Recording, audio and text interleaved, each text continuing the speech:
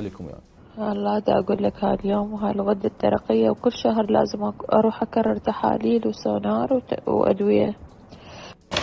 اليوم طلعت انت هاي الغدة الدرقية اللي لا على البال ولا على الخاطر. من هاي اليوم 750,000 تحاليل سونار أدوية. الصراحة عصام وصلت القرار إنه أني المفروض أشتغل لأجل الأجر مو لأجل أي شيء آخر، حيث منهارة أنا من المغرب لحد الآن بانهيار، داخلة بانهيار. يا حبيبي يعني كلش حابة أشتغل وياكم، إذا الأجر يناسبني حتى يسد احتياجاتي واللي أريده، عسى ما تخلوني واقفة. ما أريد أكون مؤثرة، بس إنه يكون شيء مناسب إلي بالأجر. أنا وياك يا حبيبي. صوتي قطع حبيبي، كل شي ما سمعت، بس إنه راح أروح للبيت. روح للبيت، جيب أغراضك، جيب ملابسك، جيب شغلك، أشياءك اللي تحتاجها بالشغل، اللابتوب والسوالف كلها جيبها وتعال. هذا الحكي اللي ببالي واللي بقلبي وحكيته هسه، فضفضت ارتاحت. راح أبقى أعتمد عليك، هاي وجهة نظري. إذا ردت تسويها عوائل أوكي، أنا كلش حابة. إذا مرت تسويها عوائل تريد تسويها نجومية وأسماء ومدري شنو، لا والله تخليني قبل صبا. زين لهنا وياك، أني ما راح أفتح الموضوع ويا أي أحد، راح أعتمد عليك. ليش؟ كونك قائد العمل، كونك المخرج، كونك صديقي، كل هاي الأسباب.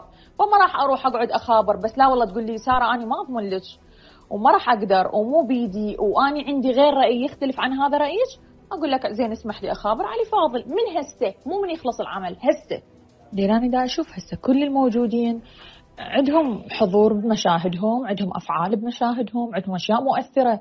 إلا أني أول 20 حلقة ما عندي ذاك التأثير، سوى المشهد اللي عدلت لي إياه أنت بالمطعم أني وهذا المشهد مال الحلقة الأخيرة. احنا متفقين إنه آخر 10 حلقات أوكي لا بأس بيها، بس أول 20 حلقة ما عندي ذاك التأثير وذاك الحضور وذاك الأشياء اللي مرتبة بالنص، يعني كحوارات كفعل. يعني تباوع الجمهور ترى ما يحكم على آخر 10 حلقات، يباوع على أول 10 حلقات أول أسبوع. هي هاي المهمة أكثر من النهايات. بنفس الوقت أنا راح أحاججك، طالما أنت راح تشتغل على نجومية وعلى بطولة ومنو عنده دور أكثر، أوكي اشتغل لي على نجومية. هنا أنا ما أقول لك قبل فلان وعلان وهذا أخو المخرج وذاك ما أعرف شنو، لأنه عندهم أولوية. بس ما تخلي صار قدامي، لا يعني هنا راح أجي أعترض عليك، راح أقول لك ها عصام وين النجومية وين الأسبقية؟ أول شيء صار أخذ 27 حلقة أنا 30. ثانيا أنا بنت العائلة البطلة اللي أنت قايل هذا الشيء زين. فهنا أنا راح أفتح عليك باب ما صار. راح أقول لك عصام أنت تعاملت بهالطريقة بالمسلسل، أنت خليت على ضوء النجومية وعلى ضوء السوشيال ميديا وعلى ضوء منو أكثر ومنو دوره مؤثرة أكثر. فهنا لا تقول لي إنه دورها مؤثر أكثر من عندي. زين فراح أفتح لك باب ما فأنت حل موضوعك ويا، لأنه ما راح أقبل تخلي قدامي أبدا. لأنه إذا عوائل أوكي قدامنا وراهم نجي أني ومحمود اللي هو ما عندي أي مشكلة. ليش؟ لأن سويتها عوائل. لا قدامنا وذا جاي نجم كبير قدامنا هو كلش عادي، قدامي هم كلش عادي، تخليني وياه هم كلش عادي. بس مال إنه تسويها نجومية وتخلي أحد قدامي أنا ما راضي أبيع ولا مدري أبد ما راح أقبل. هنا راح أقول لك لا اتعامل كنجومية مثل ما تعاملت كنجومية وحضور.